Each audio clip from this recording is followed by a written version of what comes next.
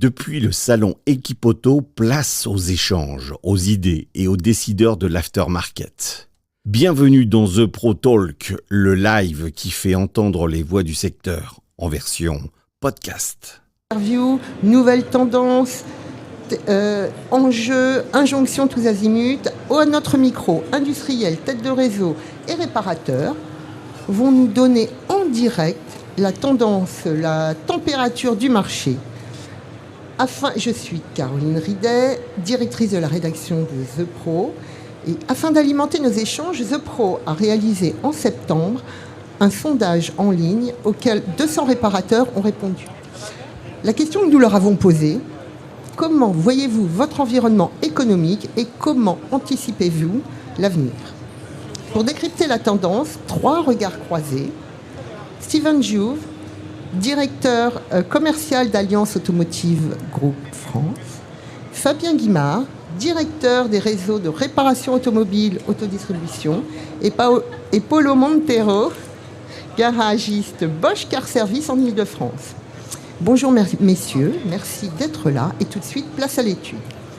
Dans la prise de température en ligne réalisée par The Pro, un répondant sur 2 a estimé qu'il devrait boucler son CA sur une tendance stable pour 2025. 24% l'envisagent solide, ce qui est quand même une bonne nouvelle. Et pour la suite, alors comment se sentent-ils pour la suite? 3 sur 10 se disent inquiets, tandis que 20% se disent qu'ils restent confiants. Ils sont donc en majorité quand même, on a 47% qui sont dans l'expectative. On n'est pas super confiant quand même. Ce qui les inquiète de plus, l'instabilité politique. Alors, c'est un verbatim que nous payons avec des consommateurs sur la réserve, la fin du thermique avec l'électrique, et encore verbatim, on m'a même dit la mort du MRA. Alors, Paulo Montero, est-ce que vous vous retrouvez dans cette tendance? Oui, je suis partagé. Dans le même temps, le marché se porte bien. Le marché de la réparation va bien, il y a du business, mais voilà, le climat est anxiogène. Bien sûr, vous l'avez dit, même si on s'en académie en ce moment, on voit que les politiques, voilà, par leurs mesures, par l'instabilité, les changements de gouvernement ne nous rassurent pas. On a un gros manque de visibilité suite à l'arrivée des nouvelles technologies, même si on se forme au quotidien. On a du mal à avoir des perspectives aujourd'hui, et pourtant tout devrait aller bien puisqu'on fonctionne. Et votre propre atterrissage 2025, votre chiffre d'affaires, il sera plutôt stable, plutôt en progression? Plutôt en progression. D'accord. Fabien Guimard, chez AD, ça se passe comment? AD et tous les réseaux d'ailleurs d'autodistribution, on va regarder plus largement. On peut donner quelques tendances sur la partie réseau AD. Alors je ne sais pas si je peux le citer, mais comme on a développé un DMS commun pour l'ensemble de nos réparateurs depuis un peu plus de 10 ans, sur la partie mécanique, on se rend compte que si on compare par rapport au baromètre communiqué par Solware Mobiliance, on est au-dessus des tendances marché. C'est-à-dire qu'on est plutôt sur des croissances entre 2 et 3% sur les entrées ateliers et sur la facturation du chiffre d'affaires. Après, sur ce qu'a dit Paulo, après la réalité, effectivement, il y a un climat très incertain. Et en même temps, je pense que nos réparateurs en réseau ou non devraient avoir confiance parce qu'on est sur un marché rare où on peut prédire ce qui va se passer dans les 15-20 ans qui viennent, parce qu'avant que le parc se transforme complètement, il va se passer un peu de temps. Donc on a un vieillissement du parc qui est plutôt bien pour l'entretien-maintenance. Et puis en même temps, il faut relever les défis de demain qui commencent aujourd'hui à travers la technologie des véhicules qui évoluent. Steven Jouve, vous êtes distributeur. Que pensez-vous de ces chiffres? Et est-ce que vos clients réparateurs, ils sont plutôt confiants, inquiets? Je dirais que nos clients réparateurs, Paulo le traduit très bien, c'est ni inquiet ni confiant. Moi je dirais qu'ils sont lucides. Effectivement, c'est pas simple, la conjoncture actuelle complique énormément la visibilité. Ce qu'on voit, c'est qu'on a 2 réalités qui se produisent en même temps, c'est-à-dire que le parc automobile circulant aujourd'hui ne change pas le quotidien du MRA. On a toujours 49% de diesel, 40% d'essence qui rentre et pour le coup, les alternatives ne représentent que 11% du parc circulant. Donc ça veut dire que la réalité quotidienne du MRA ne change pas. Par contre, la vague de fond des nouvelles motorisations qui arrivent sur le marché, elles rendent également anxiogène le garagiste dans sa qualité, sa capacité à se préparer à ce marché-là qui arrive pour le coup très vite. Justement, ça tombe bien parce que nous leur avons posé la question, toujours dans notre prise de température de mi-septembre. Nous leur avons demandé s'ils étaient plutôt techno ou éco. Et on leur a demandé également s'ils étaient formés aux nouvelles technologies. Et les réponses sont intéressantes. Ils sont agiles parce qu'ils vont s'adapter à toutes ces nouvelles technologies. En revanche, ils sont 47% déclarés qu'ils sont d'ores et déjà formés aux nouvelles technologies. On leur a demandé sur la BVA, on leur a pris 5 items différents et globalement. Mais 43% quand même qui n'y pensent même pas. Et ça m'a plutôt étonnée. Entre la complexité et l'envie d'aller faire du business, il y a quand même des réticences. Et quand on zoome sur la maintenance des véhicules électriques, 55% ils sont formés et pareil, pas pareil, mais on a 30% qui n'y pensent pas. On est toujours dans la même problématique. Alors, Polo, techno ou éco ou techno, non, quand on est Bosch Car Service? Plutôt techno, exactement. D'ailleurs, le choix du réseau nous fait être techno. Mais au-delà de ça, je pense que c'est l'histoire de notre métier. Les réparateurs se sont toujours adaptés. C'est-à-dire l'automobile, de par son histoire, a toujours évolué. Je pense qu'on a une carte à jouer, d'être toujours à la page. Notre rôle, effectivement, c'est surtout d'être en capacité de réparer n'importe quel véhicule, combien même les décisions politiques viendraient à choisir un modèle ou un autre. L'idée même du réparateur, c'est d'être prêt et de pouvoir répondre à un besoin du client. C'est pour ça qu'au quotidien, nous formons sur le vaste spectre qui est le nombre de produits qui sont aujourd'hui en circulation.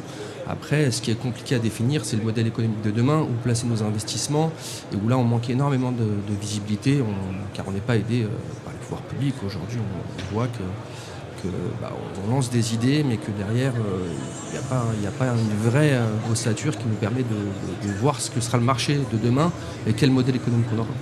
Polo, vous êtes combien à l'atelier? Alors l'équipe totale, elle est de 17 personnes, y compris moi, 4 techniciens sur la partie réparation mécanique, électronique. Ils sont tous formés à l'électrique, niveau 1, 2, je ne connais pas obligatoirement tous les niveaux, mais vous oui. Alors on a 4 personnes formées à l'électrique, donc avec les habilitations de mise en sécurité des véhicules, et on a 2 personnes qui suivent un cursus plus pour la réparation des systèmes électriques. Quand on est Bosch Car Service, on reçoit déjà on a des plans de formation. Et des véhicules électriques, vous les recevez déjà dans depuis votre... 2013. Donc vous êtes déjà habitué. Exactement. D'accord. Et les autres les BVA, les boîtes de vitesse automatiques, toutes les nouvelles technos qui peuvent arriver, vous êtes... Alors les boîtes de vitesse automatiques, pareil, on les répare depuis plusieurs années maintenant. L'idée, c'est d'élargir son spectre et justement de faire de la réparation, ne pas être changeur de pièces simplement. C'est-à-dire d'intervenir sur des systèmes, mais sur des systèmes dits complexes. On sait que l'entrée technique est une des premières entrées ateliers. En tout cas, pour nous, réseau Bosch Car, ça reste une de nos premières entrées ateliers et puis le reste en découle. L'électrique, Steven, chez vous, on a développé un réseau chez AAG. Ça marche ? Oui, alors c'est pas un réseau, c'est un label qui s'appelle NextDrive, qui aujourd'hui est proposé à nos garages justement pour les aider dans la mutation technologique. On en a 65 aujourd'hui. On a une ambition d'atteindre 120 labellisés NextDrive très rapidement. Mais c'est vrai que le propos que vous teniez tout à l'heure est important, c'est-à-dire qu'aujourd'hui, la lame de fond des nouvelles motorisations arrive très vite. C'est-à-dire que quand on regarde les nouvelles immatriculations entrantes sur le marché, c'est 60% qui est porté par des véhicules à motorisation alternative. Ce qui est inquiétant, et c'est là où nos réseaux ont un rôle à jouer, c'est pour préparer ces garages-là. C'est-à-dire qu'aujourd'hui, un garage sous enseigne sur 2 est capable d'intervenir sur un véhicule électrifié. Seulement 3 sur 10 quand on est sur un MRA sans enseigne. Donc on a énormément de travail à faire pour emmener le garagiste à se préparer sur ces nouvelles motorisations. Et ça arrive très vite. À l'Institut AD, on forme sur l'électrique, j'imagine, mais c'est quoi le top des formations ? Alors, je vais paraphraser, on va revenir aux fondamentaux par rapport à l'évolution des véhicules. On a de nouveau beaucoup de formations autour du diag. Donc diagnostic. Maintenant, on rentre bien sûr que les thématiques qui sont liées au passe-roue, qui est aujourd'hui impératif pour nos réparateurs de pouvoir intervenir sur ce type de véhicule. Bien sûr, comme ça vient d'être dit, tout ce qui est formation VEVH, donc qui fait partie des tops des formations, parce qu'on a toujours également les cycles de 3 ans de réhabilitation, de certification. On a aussi pas mal développé l'ADAS. Donc ça, c'est aussi une réalité avec la montée des véhicules équipés de sécurité active passive. Et puis, un petit peu en dehors de ce qu'on est en train de partager, on développe également des formations sur tout ce qui est tertiaire et d'accompagnement, sur tout ce qui est optimiser les performances, accompagner les indicateurs de gestion pour nos réparateurs. Et puis sur la partie carrosserie, une formation qui marche très très bien, c'est une formation relation expert sur le contradictoire. Voilà. Encore une fois, c'est vraiment, comme ça vient d'être dit, c'est d'apporter toutes les clés, en tout cas tous les leviers possibles à nos réparateurs pour relever les challenges d'aujourd'hui et de demain sur les différentes thématiques qui viennent d'être évoquées. Du coup, j'ai une autre question qui me vient. Le diesel, on en fait encore chez Bosch Car Service et vous tous, est-ce qu'il y a encore du diesel et est-ce qu'on forme encore aux technologies diesel quand même? Parce que on en vend moins, mais ça reste quand même une bonne part du parc encore aujourd'hui. Oui, énormément. C'est encore des très grosses ventes et ateliers avec beaucoup d'interventions, qu'elles soient simples d'entretien ou techniques. Mais le diesel a encore une grosse part de marché et un bel avenir, je pense. Et chez vous aussi? Le diesel, c'est... Ah oui, et puis encore une fois, on parlait de politique tout à l'heure au sens large et sans en faire, bien sûr, mais il y a la réalité de la France des territoires. Les parcs automobiles ne sont pas forcément les mêmes sur les grandes agglomérations que dans la France de la ruralité. Donc il faut bien répondre à un moment donné à la mobilité des Français. On est d'accord. Le parc diesel, ça reste encore une technologie à faire travailler aux réparateurs. Exactement. Il ne faut pas que les équipementiers non plus l'oublient, semble-t-il. Le parc diesel aujourd'hui, c'est la moitié du parc circulant. Ah. Bon, ok, ils sont techno. Vous êtes techno, messieurs les garagistes. Polo, vous êtes techno. On leur a demandé aussi s'ils étaient éco du coup, parce que c'est quand même les deux pendants. Et quand je dis éco, je dis économique, mais aussi écologique. Alors, commençons par l'économique. On leur a donc toujours posé la question à nos 200 réparateurs. À peine 1 sur 7 répondant à notre sondage nous déclarent avoir adopté les offres plus économiques, c'est-à-dire marque propre.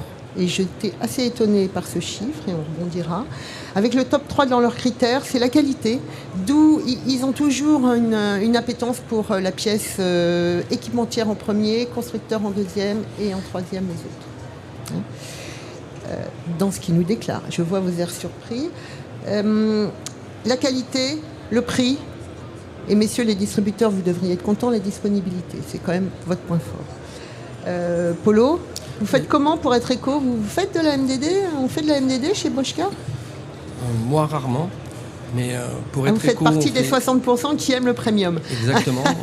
Parce qu'on a axé notre activité sur une offre qualitative. C'est-à-dire que, comme je l'ai dit juste avant, on a des grosses entrées techniques. Donc l'idée, c'est de rester avec un certain niveau. Et aujourd'hui, pour la relation au client final, c'est quand même intéressant de proposer une pièce d'équipementier qui est en première monte, sans pour autant passer par le constructeur, ce qui lui permet d'avoir un intérêt économique. Et nous, de quand même mettre en avant notre qualité de service et de travail. C'est-à-dire que je pense qu'au-delà du prix, il y a aussi une relation de confiance qui s'installe avec le client. Je pense que le bon prix, ça reste le juste prix. Et pour nous, elle nous convient, cette pièce d'équipementier. Après, c'est aussi en améliorant nos process, en montant des forfaits, des devis assez compétitifs. Connaître son client aussi, c'est-à-dire que s'adapter à ses besoins. On va faire vraiment des économies sur des gains de temps à la commande de pièces par le biais de catalogue électronique, à interfacer nos DMS. L'idée, c'est d'aller trouver des solutions de gestion qui va permettre d'abaisser nos coûts d'improductif pour pouvoir être le plus passé possible pour notre client final, mais sans pour autant répondre à leurs demandes. Voilà, parce qu'il y a quand même une demande de...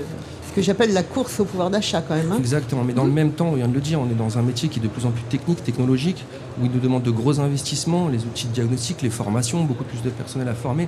C'est-à-dire qu'on arrive à trouver le bon équilibre entre investir et être compétitif. Et vous perdez des clients qui vous trouvent trop cher, en fait, on veut dire les choses simplement? Je pense que oui. D'accord. Et messieurs, vous aviez des solutions? Isotech, Napa, qui commence?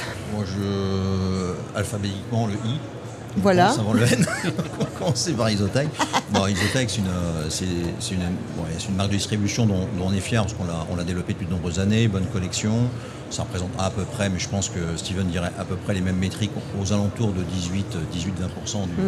des ventes. On dit que même sur certaines familles, tout à l'heure, il y avait un événement, Chez Autodistribution, sur certaines familles, vous parliez aussi de jusqu'à 40% quand même. Hein. Ouais.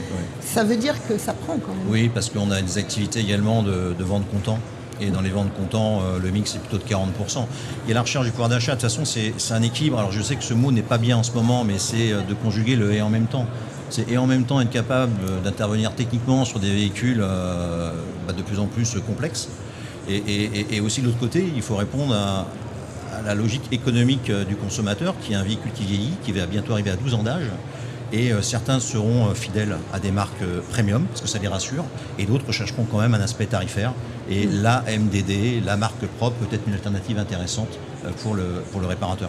Est-ce que vous pourriez adopter, vous, Polo, aussi, votre distributeur commence à faire de la pièce de la MDD, enfin de la MDD, de la marque propre, il commence à s'y mettre. Ça pourrait vous intéresser aussi, parce que la MDD peut être synonyme de qualité. Oui, tout à fait. Après, voilà, je pense qu'il y a un temps d'adaptation pour nous. On est quand même dans nos habitudes, avec des process qui fonctionnent comme ça. Je pense qu'effectivement, on y viendra à partir du moment où, en tant que réparateur, on sera garant de la qualité pour nos clients. L'enjeu est surtout là. Alors, le NAPA US qui arrive en 2019 en France, puisque c'est quand même chez Alliance Automotive Group, c'est en fait chez GPC, c'est une tradition, quoi. Hein. La marque propre NAPA, c'est même une institution aux États-Unis. Exactement. Et alors, comment ça marche en France, du coup ? Exactement. Aux États-Unis, NAPA est l'une des marques les plus connues du grand public. Au niveau français, NAPA aujourd'hui, c'est un véritable succès, clairement. On a une gamme complète sur l'ensemble des pièces de grande vente, mais c'est une marque qui répond, il faut le regarder, aux besoins du marché. Aujourd'hui, il y a deux éléments. Il y a un problème de pouvoir d'achat. Donc aujourd'hui, le consommateur est à la recherche d'une marque qui soit à la fois de qualité avec un prix compétitif. Et puis, comme le disait Fabien, on a le vieillissement du parc. Aujourd'hui, il est à 11,4. Il est annoncé pour pas loin de 12 ans à horizon 2028. Et quand on regarde la décomposition du vieillissement du parc, le plus de 15 ans et le plus de 20 ans vieillit beaucoup plus vite que le reste. Donc on a cette nécessité de pouvoir proposer, je dirais, 4 niveaux, l'IAM, donc la pièce équipementier, la MDD, une offre budget et nous on a la pièce de réemploi qui... Une offre budget, me dites-vous, ça je savais pas. Oui, on a une offre budget, alors on va en faire le lancement là, sur cette fin d'année, puisque c'est un segment qui aujourd'hui n'est pas couvert dans l'offre AAG, et donc on rentre une marque qui va être annoncée dans les tout prochains jours. Ah bah c'est un scoop du coup. Je laisserai la primeur à Marc Ripoto, notre directeur des achats, de faire l'annonce de la marque. De nous le dire. Mais on va pouvoir couvrir pour le coup les 4 segments, et le dernier étant la pièce de réemploi, qui est la pièce issue de l'économie circulaire, qui est également quelque chose d'attendu et de réclamé par les clients qui ont des véhicules de plus de 15 ans. Alors, effectivement, éco, c'est aussi pièce d'économie circulaire, c'est aussi écologie. Toujours, nous leur avons évidemment posé la question à nos amis réparateurs. 73% répondant à notre sondage affirment être acheteurs de pièces issues de l'économie circulaire. Alors, je vais vous dire, moi, ce chiffre-là, je pense que j'aurais posé la question il y a 5 ans. J'étais pas dans ce ratio-là. Et même un répondant sur 2, c'est quand même intéressant, dit en acheter régulièrement. Il y a la réglementation qui est passée par là. Le mouvement est pris a priori dans les réseaux. Polo, alors vous consommez de la PIEC ? Moi, alors PIEC dit pièce de réemploi, mais également RIMAN, remanufacturé. Alors moi je vais dire que j'ai toujours connu la pièce de réemploi. À l'époque ça s'appelait la pièce d'occasion, et en fait dans nos métiers de réparateur, j'ai grandi depuis mon apprentissage, mon pré-apprentissage avec de la pièce d'occasion et de réemploi et de la pièce échange standard. Je crois que je n'ai jamais dû vendre un alternateur ou un démarreur neuf, c'était que de l'échange standard. Donc effectivement la réglementation de 2017 a permis de poser un cadre, certaines obligations, mais je pense surtout rassurer le consommateur final et mettre la pièce de réemploi comme une pièce de qualité et pouvant servir une deuxième fois, une deuxième vie. Mais nous en tant que réparateur, on a toujours utilisé ce type de pièces, et encore plus aujourd'hui forcément, puisqu'on va dans le bon sens et qu'on a des réseaux de distribution qui se professionnalisent, qui le développent aussi, des vraies structures de livraison qui se mettent maintenant en place, pas mal de sites depuis plusieurs années mais qui se sont accélérés depuis 2017. Donc oui, en gros oui pour la pièce de réemploi. Oui, et puis ça vous fait une alternative éco économique et écologique, en l'occurrence. Exactement. Donc plutôt Riman, j'ai remanufacturé. Moi, c'est l'image que j'ai aussi du réseau autodistribution, qui est plutôt axé. Vous avez des distributeurs qui sont des vrais spécialistes du remanufacturé également. Alors plutôt Riman que PRE chez autodistribution, non ? Alors les deux, mais le Riman, effectivement, comme ça a été dit, est une activité qui représente environ à peu près 100 000 références, 100 000 pièces, à peu près 10% du chiffre d'affaires sont des pièces issues du remanufacturing. Je rejoins ce qui a été dit, en fait, chez nos réparateurs, la pièce d'occasion, c'est dans l'ADN, depuis 30 ans, 40 ans, 50 ans, de trouver des solutions, là, encore une fois, pour les automobilistes. Et puis, sur la partie PIAC, alors effectivement, nous, on a pris un autre chemin, c'est de contracter des partenariats avec des acteurs centres CVHU au niveau national, et on est en train de contractualiser avec les plus gros centres VHU pour en fait faire la promotion et surtout l'accessibilité à la pièce de réemploi de manière facilitée auprès de nos réparateurs, et tout particulièrement sur le milieu de la carrosserie.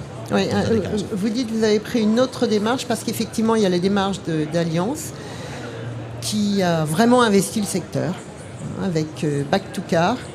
Alors ça cartonne, Back to Car, parce que c'est quand même une offre étonnante. Et en dehors de ça cartonne, est-ce qu'en ayant investi, et on peut se dire que ça limite les flux de pièces, est-ce que ça répond vraiment, vous pouvez répondre à tout en n'ayant pas encore un réseau qui est absolument national ? Ou vous l'avez peut-être ? Oui, on a un réseau national, puisqu'aujourd'hui on a 5 centres de déconstruction. Le centre principal étant celui d'Amiens.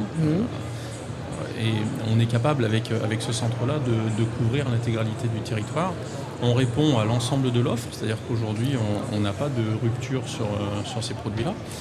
Même si 60% des MRA achètent aujourd'hui de la pièce de réemploi, la pièce de réemploi reste encore dans la valeur d'achat, ou en tout cas dans le volume d'achat d'un réparateur, encore inférieur à 5%. Donc il y a encore de la place pour proposer ces pièces-là. Donc c'est un vrai marché qui va évoluer. On nous dit pas plus de 10%. On est sur un marché de pénurie, nous dit-on. Donc entre le Riman et la PRE, il y a quand même de quoi offrir cette démarche, répondre à cette démarche écologique qui est quand même importante. En tout cas, moi j'aime bien. Donc nos réparateurs, ils sont clairement techno, de plus en plus éco. Mais alors, la question que je me pose, êtes-vous digitaux, Polo ? On fait du digital chez vous ? La digitalisation, elle a commencé il y a bien des années. Ça, je pense qu'un bon départ depuis une vingtaine d'années, avec des très grosses évolutions, bien sûr. Les catalogues électroniques, on n'en parle plus. Ça fait des années qu'on commence sur des catalogues qui sont interfacés avec nos DMS. On arrive aussi à avoir tout un réseau avec nos outils de diagnostic qui remontent les données, les diags directement sur les postes des réceptionnaires. Encore une fois, ça rejoint, tous ces systèmes nous permettent de gagner en fluidité, ce qui nous permet d'avoir quand même des coûts moins élevés et d'avoir des tarifs plus attractifs. Donc la digitalisation, je pense qu'elle est importante et elle devient obligatoire dans nos ateliers, même peu importe la taille, même sur des petites structures. Je pense à une petite structure avec 2 personnes, si c'est ultra chronophage de passer sa vie au téléphone. C'est très bien de pouvoir commander ses pièces sur un catalogue et de les intégrer directement et de s'en servir que pour les cas très particuliers. Et vous-même, vous montrez sur la toile, c'est-à-dire faire de la communication sur la toile, aller sur les plateformes d'intermédiation, vous le faites ? Oui, tout à fait. Oui. Tout à fait. Et ça marche ? Ça marche, effectivement. Alors, on le fait, alors pas directement, on est des toutes petites structures pour le faire. On prend des prestataires qui s'occupent de notre communication, mais il faut y être. Alors, c'est surtout de la vitrine, de la notoriété.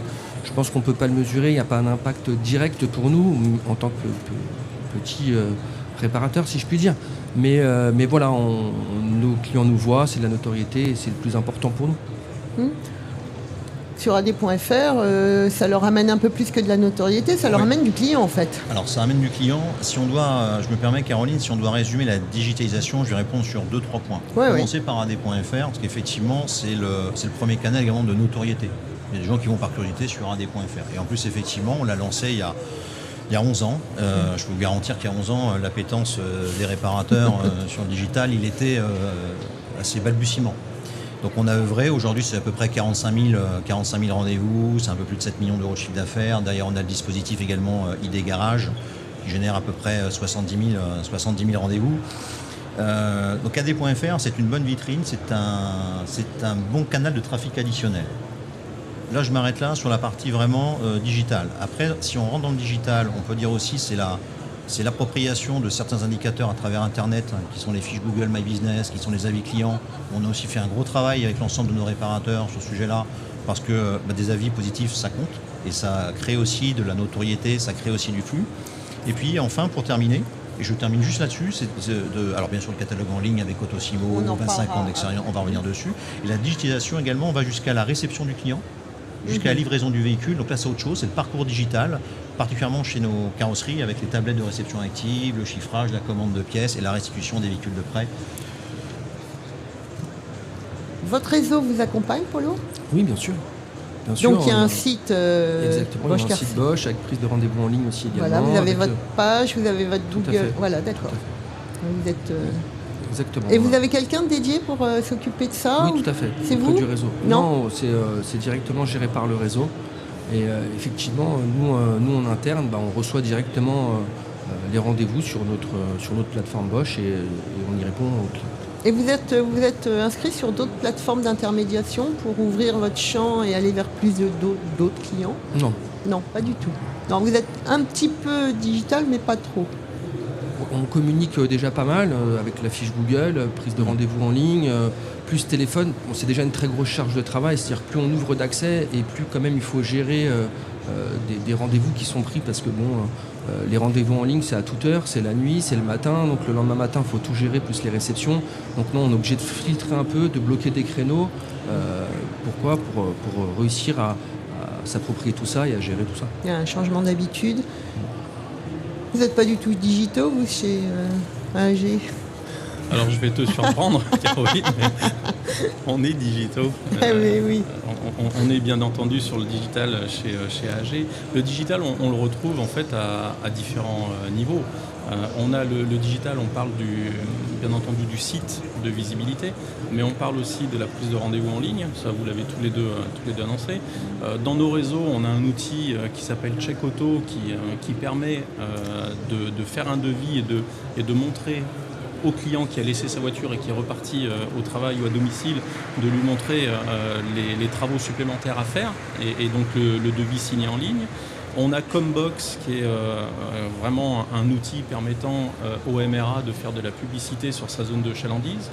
On a la plateforme dédiée au VOVN, je pense que vous l'avez de la même manière dans vos réseaux. Donc en fait, le digital, on le retrouve à plein de niveaux aujourd'hui. Et toutes ces capsules sont utilisées parce que c'est bien de développer du marketing, mais si c'est pas utilisé, c'est dommage. Alors toutes les capsules sont utilisées. En fait, on a une offre qui est extrêmement complète, mais je pense que Polo l'a résumé aussi, c'est-à-dire que l'appropriation du MRA de l'intégralité de l'offre que peut lui proposer son distributeur, non, tout n'est pas utilisé, tout n'est pas bien exploité comme il le faudrait.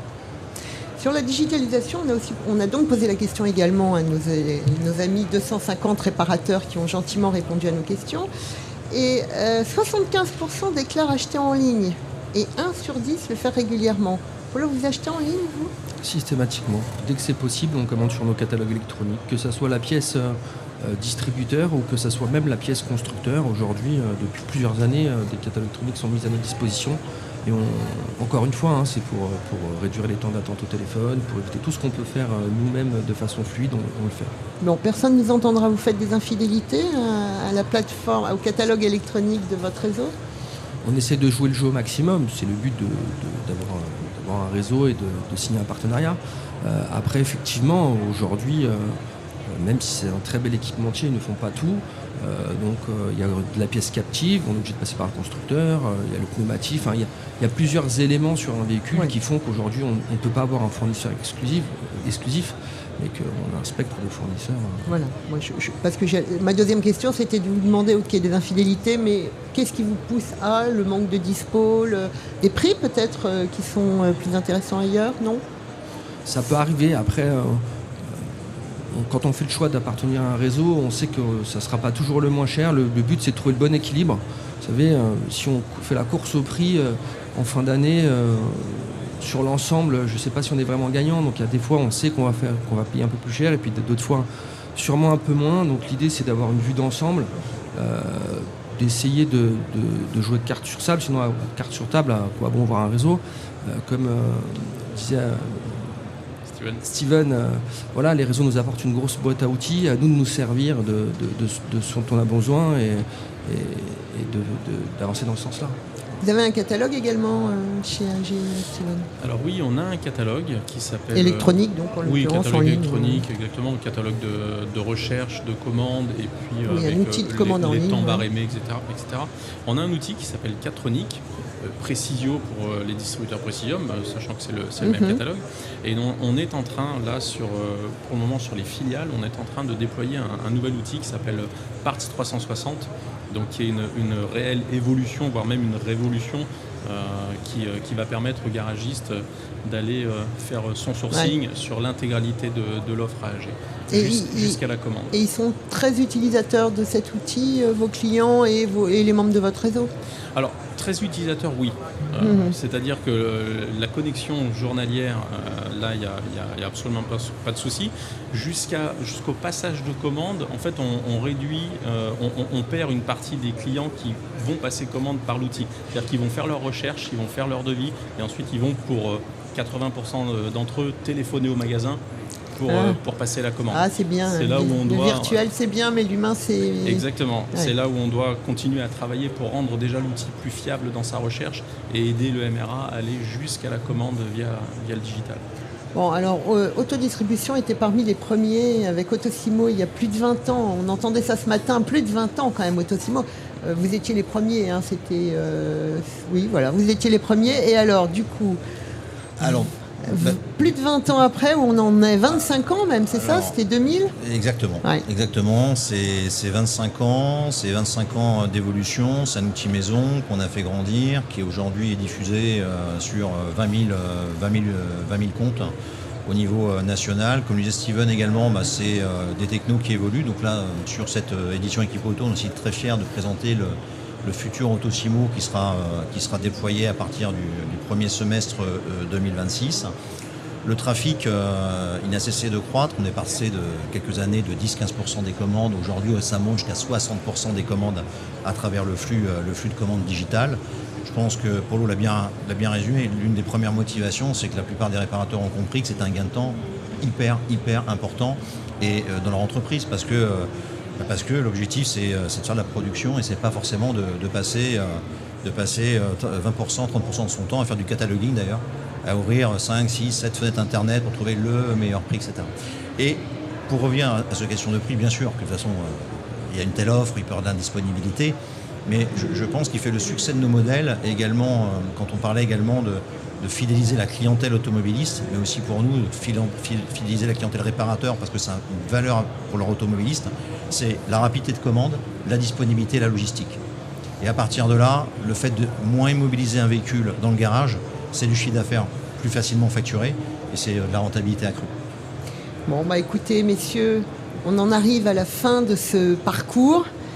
Merci à tous d'avoir participé à ce premier The Pro Talk, que vous retrouverez sur nos plateformes. Alors n'hésitez pas à le partager au maximum. Et je vous donne rendez-vous pour un prochain sujet. Donc à bientôt sur The Pro Talk. Merci. Merci. C'était The Pro Talk, le nouveau format live de The Pro en direct du salon Équipe Auto, en version podcast.